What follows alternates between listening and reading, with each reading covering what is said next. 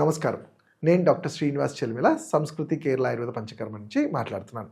ఈరోజు మనం డిస్కస్ చేసే టాపిక్ వచ్చేసి సోరియాటిక్ ఆర్థరైటిస్ అంటాం. అంటే 2 సోరియాసిస్ ఉంటుంది, ఆర్థరైటిస్ ఉంటుంది. సో చాలా మటుకు దీని గురించి అంత అవగాహన ఉండకపోవచ్చు. అది ముదిరే వరకు అది తెలీదుకి ఇది దేనివల్ల అనేది. అసలు ఈ సోరియాటిక్ ఆర్థరైటిస్ అంటే ఏంటి అంటే ఫస్ట్ మనం సోరియాసిస్ గురించి తెలుసుకోవాలి. సోరియాసిస్ అనేది ఒక ఆటో ఇమ్యూన్ డిజార్డర్. అంటే మీ ఓన్ సిస్టము, మీ ఓన్ కణాలు మీ బ్లడ్లో ఉండి స్కిన్ సెల్స్ని అటాక్ చేయటము. అంటే మీరు చూస్తే ప్రతి ఒక్క మానవుడికి మన స్కిన్ అనేది కొత్తగా ఫామ్ అవుతూనే ఉంటుంది. 3 నెలలకి 6 నెలలకి మనకు స్కిన్ అనేది పాతది పోయి స్కిన్ సెల్స్ కొత్తవి వస్తుంటాయి. కానీ ఇది మనకి కంటికి కనబడదు. బట్ ఈ సోరియాసిస్లో ఏంటంటే నేను చెప్పిన ఈ ప్రాసెస్ ఏదైతే 6 నెలలకి జరగాల్సిన కొత్త సెల్స్ అనేవి 1-2 రోజులకే కొత్తగా రావటం వల్ల ఆ పాత స్కిన్ అంతా ఊడిపోయి పొట్టులాగా రాలుతుంటుంది. మీరు చూస్తే దీన్ని స్కేలింగ్ అంటాము. పొట్టులాగా వైట్ స్కేల్స్ లాగా సిల్వర్ స్కేల్స్ లాగా ఉంటాయి. సో దాన్ని సోరియాసిస్ అంటాం. అంటే నేను ఇంతకు చెప్పినప్పుడు ఆటో ఇమ్యూన్ డిజార్డర్ అన్నప్పుడు మరి దీనికి కారణం చూసుకుంటే ఇది జెనెటిక్గా ఉంటుంది.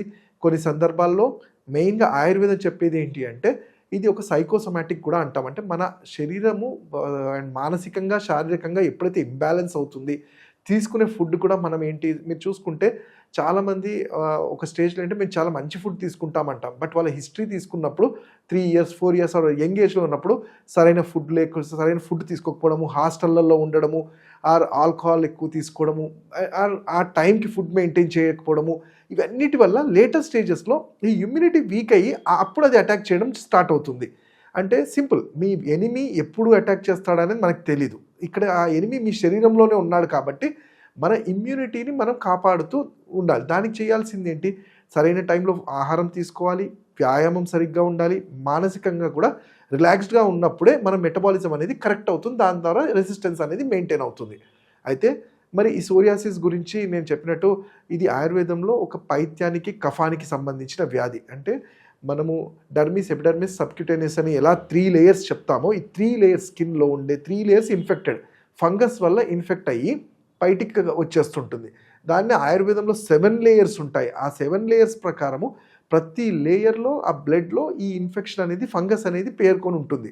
అది నేను ఇంతకుముందు చెప్పినట్టు జెనెటిక్ వల్ల ఉండొచ్చు, లేదా ఆటో ఇమ్యూన్ డిజార్డర్ వల్ల ఉంటుంది. కొన్ని సందర్భాల్లో ఏమన్నా ఇతరత్ర జబ్బులకి మందులు వాడి ఉంటే, స్టిరాయిడ్స్ లాంటివి వాటి ఉంటే వాటి వల్ల కూడా ఎఫెక్ట్ వచ్చే ఛాన్సెస్ ఉంటాయి. అయితే మరి గుర్తించినప్పుడు దాన్ని సింపుల్గా నేను చెప్పినట్టు ఎప్పుడైతే మన శరీరం మొత్తం ఉంటుంది. ఫస్ట్ స్టార్ట్ అవ్వడం ఏంటంటే మోచేతుల దగ్గర, చెవి వెనకాల, గజ్జల్లో, అలానే మోకాలు బ్యాక్ సైడు, ఫింగర్స్ మధ్యలో ఇవన్నీ చిన్న పొట్టులాగా రావటము, పెయిన్ఫుల్గా ఉండటము, కొన్ని సందర్భాల్లో బ్లీడింగ్ కూడా అవుతుంటుంది, పస్లాగా కూడా వస్తుంటుంది. సో ఈ చూడగానే మనకి తెలిసిపోతుంది ఇది వైట్ పొట్టులాగా. ముట్టగానే పేషెంట్ ఎప్పుడైతే కూర్చొని లేస్తారో ఆ చుట్టూ కూడా పొట్టు అనేది రాలి ఉంటుంది. సో అంత సివియారిటీ ఉంటుంది. డాండ్రఫ్ లాగా కూడా ఉంటుంది, అంటే స్కాల్ప్లో కూడా ఉంటుంది. అంటే ఇది మోస్ట్లీ డాండ్రఫ్ కూడా ఒకలాంటి ఫంగస్ డిసీజే. బట్ అన్ని డాండ్రఫ్ సోరియాసిస్ కాదు. సోరియాసిస్ అనేది పర్టికులర్గా పెద్ద ఫ్లేక్స్ లాగా ఉండి రాలుతూ ఉంటుంది. అలానే వీళ్ళల్లో బ్లడ్ టెస్ట్ చేసినప్పుడు HLA-B27 అనేది పాజిటివ్ ఉంటుంది. దాన్ని హ్యూమన్ లిటనైజింగ్ యాంటీజెన్ అంటాం. బ్లడ్లో ఇది కాపాడాల్సింది మన బాడీ ఫైట్ చేయలేక బాడీకే ఎఫెక్ట్ చూపెడుతుంది కాబట్టి.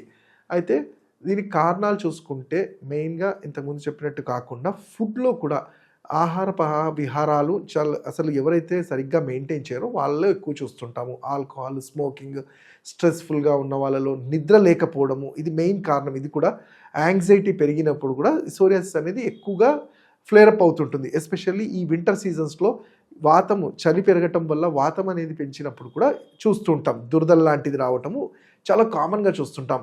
అయితే ఎప్పుడైతే సోరియాసిస్ని మనం కట్టడి చేయమో, దాన్ని కంట్రోల్లో చేయలేమో, దాన్ని సిమ్టమ్స్ని రిపీట్ అవ్వకుండా ఆపలేమో, అది లేటర్ స్టేజ్లో క్రానిక్గా టర్న్ అప్పుడు ఆర్థరైటిస్గా టర్న్ అవుతుంది. అంటే ఇది స్కిన్ వరకే ఆగకుండా ఎముకల్ని కూడా తినేయటం అని, ఎముకల్లో కూడా డీజనరేషన్ స్టార్ట్ అవుతుంది. దాన్ని సోరియాటిక్ ఆర్థరైటిస్ అంటాం. అంటే ఎక్కడ ఎముక ఉంటే ఈ సోరియాసిస్ ఇందులో ఉండే ఫంగస్ అనేది ఆ ఎముకల్ని డ్యామేజ్ చేసుకుంటూ వెళ్తుంది. మరి వీటి గురించి తెలుసుకున్నాము. ట్రీట్మెంట్ అనేది ఏంటి డాక్టర్ అంటే జనరల్గా అందరికీ తెలిసిందే, స్టిరాయిడ్స్ ఇస్తారు, ఆర్ హై మెడిసిన్స్ ఇస్తారు, దాంతో కట్టడి చేస్తారు. బట్ మీరు చూసుకుంటే నిజంగా వాటితో కంట్రోల్ అవుతుందా అంటే కొన్ని రోజుల వరకే వాటిని మనం సప్రెస్ చేయగలుగుతాం. బట్ ఇది లాంగ్ రన్లో క్రానిక్ కేస్ కాబట్టి ఎక్కువ రోజులు మనం ఆ స్టిరాయిడ్స్ మీద కానీ వేరే ఇతరత్ర ఎంత డాక్టర్ అబ్జర్వేషన్లో ఉన్నా కానీ అవి ఇవ్వలేము. ఇక్కడ చేయాల్సిందంటే మన లైఫ్ స్టైలు, మన మానసికంగా, శారీరకంగా మనకి మనము కంట్రోల్డ్‌గా, బ్యాలెన్స్డ్‌గా ఉన్నప్పుడే శరీరం అనేది మామూలు మెడిసిన్‌ని కూడా అబ్జర్వ్ చేసుకొని రిజల్ట్స్ చూపెట్టగలుగుతుంది. సో, అలాంటప్పుడు ఆయుర్వేదం ఏం చేస్తుంది, దీన్ని నేను ఇంతకుముందు చెప్పినట్టు పైత్యము, కఫము ఇంబాలెన్స్ అయినప్పుడు ఈ వ్యాధి అనేది వస్తుంది. దానికి ఫస్ట్‌గా మనం గుర్తించినప్పుడు లోపల నుంచి క్లిన్సింగ్ అంటే బ్లడ్‌లో ఉండే ఈ పీహెచ్ ఏదైతే దెబ్బతిన్నదో, ఫంగస్ బ్లడ్‌లో ఉందో దాన్ని రిమూవ్ చేయడానికి మేము ఎంచుకునే క్రియలు పంచకర్మలో వీరేచన క్రియ అంటాం. అంటే కొన్ని మెడిసిన్స్‌ని సెలెక్ట్ చేసుకొని అది ఘృతంలో కలిపి నెయ్యిలో కలిపి తాగించటము. దాంతోపాటు తైల మర్దనాలు, తక్రారిష్టతో తక్రధార అంటాము. అంటే మజ్జిగలో కొన్ని మందుల్ని వేసి వాష్ చేయటం వల్ల ఆ ఉండే సెల్స్ ఏవైతే కొత్తగా వచ్చి డ్యామేజ్ అయ్యి వాటిని క్లీన్ చేస్తూ వచ్చే సెల్స్‌ని ప్రొలిఫరేషన్ అంటే ఇన్ఫెక్టెడ్ లేకుండా హెల్ప్ చేయటంలో కూడా ఈ ట్రీట్మెంట్స్ హెల్ప్ అవుతాయి. అలానే ఔషధాలు కొన్ని చాలా చక్కటి ఔషధాలు పటోల మూలాది కానివ్వండి, మంజిష్టాది కషాయం అని, నింబాది కషాయము, కైశోర గుగ్గులు అనేది మీ తత్వాన్ని బట్టి కొంచెం ఓపికగా వాడుకోగలిగితే తప్పకుండా ఇవన్నిటి కూడా మనము ఒక సొల్యూషన్ చూపెట్టిన వాళ్ళం అవుతాం. అలానే సోరియాటిక్ ఆర్థరైటిస్ నేను ఇంతకుముందు చెప్పినట్టు ఇది క్రానిక్ స్టేజ్‌కి వెళ్ళకుండా కూడా మనము ముందు నుంచి ప్రికాషన్స్ తీసుకోగలిగితే ఈ డిసీజ్‌ని అలా మనం మెయింటైన్ చేసుకోవాలి. ఎందుకంటే ఇప్పుడు మీరు అనొచ్చు మరి దీనివల్ల కంప్లీట్‌గా తగ్గుతుందా? కంప్లీట్‌గా రివర్స్ అవుతుందా? అంటే రివర్స్ అవుతుందని కాదు. మీకు మీ శరీరము ఎటువంటి కాంప్లికేషన్స్ లేకుండా మనం మెయింటైన్ అంటే ఇప్పుడు వాకింగ్ చేయమని చెప్తాము. వాకింగ్ అంటే మోకాలు అరిగిన వాళ్ళకి చెప్పం కదా! ముందు నుంచి వాకింగ్ చేయటం వల్ల మోకాలు అరగకుండా మనం హెల్తీగా ఉంటాం. అలానే ఆయుర్వేద చికిత్సలు ఈ పద్ధతులు ఇవన్నీ చెప్పటం వల్ల ఫుడ్‌లో ఎస్పెషల్లీ కొంచెం సోర్ ఐటెమ్స్ కానియండి, నాన్ వెజ్ ఐటెమ్స్ కానియండి, ఎక్కువ బయట ఈ స స చెప్తుంటాం కదా! బేక్డ్ ఐటెమ్స్ అలానే ఫాస్ట్ ఫుడ్ ఇలాంటివి అవాయిడ్ చేసుకొని ఆల్కహాల్, స్మోకింగ్ అవన్నీ అవాయిడ్ చేసుకుంటే బాడీని మెయింటైన్ చేస్తూ నేను చెప్పిన ఈ చికిత్సలు అవి చేయలేకపోయినప్పుడు ఆయుర్వేద వైద్యుడు కొన్ని ఔషధాలు అనేది కొంచెం లాంగ్ రన్‌లో వాడుకోగలిగితే ఈ కాంప్లెక్స్ ఏవైతే ఉంటాయో ఈ కాంప్లికేషన్స్ అన్నిటి నుంచి కూడా మనం సేవ్ చేసిన వాళ్ళం అవుతాం. ఇంకా వీటి గురించి తెలుసుకోవాలంటే మీరు నా క్లినిక్స్‌లో కలవచ్చు. నా నంబర్ 7658909501.